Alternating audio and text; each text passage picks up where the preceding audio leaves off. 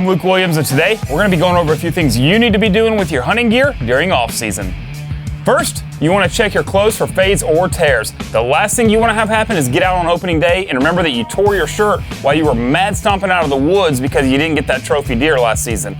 So you need to make sure you check them thoroughly and make sure there's no problems with them at all. You also want to go ahead and check your non-clothing items such as harness, climbers, even trail cams, because if you do need to replace something, it's going to be a lot cheaper during post-season sales than it is right before season. Next, wash your clothes. Like, honest to God, wash your clothes. You don't have to go 7 seasons without washing them. You smell like a dead animal, and your wife's going to love you more if you go ahead and clean them up. But if you do use a washing machine that you have scented detergent in regularly, you want to go ahead and clean that machine before you put your hunting clothes in, and then go ahead and run an empty cycle with just warm water first. Then you're ready to throw your clothes in and use your scent-killing detergent, whatever your favorite brand is, and make sure it comes out smelling like nature. One tip is make sure you turn all your clothes inside out. That's going to keep them from fading while they're washing. Now that you have your clothes washed, let's go ahead and get them dried, but don't just throw them in the dryer. Let's go ahead and hang them up outside. If you want your clothes to smell like God's country, it's best to go ahead and hang them up and let them soak in God's country. All right, now that we got everything washed and dried up and smelling like nothing, which my wife says is better than dead animals, whatever that means, we're gonna go ahead and store them for the off season.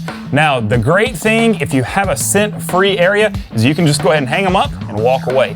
Like my cabin here, smells like nature and a little bit of death, but mostly like nature, and so I can hang them up in there, and they usually don't pick up any kind of scents throughout the off season. However, if you're keeping them in your garage or somewhere where there are fumes, such as gas cans or lawn mowers, or in your garage where your car's coming in and out, you wanna go ahead and try to cover your clothes.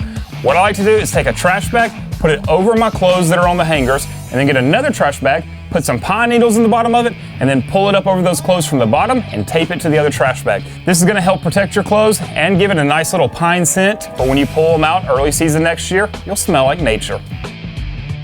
All right, now that we got your clothes taken care of, we need to do the things you didn't do last year because you were either too lazy or because you were too upset that you didn't kill your limit.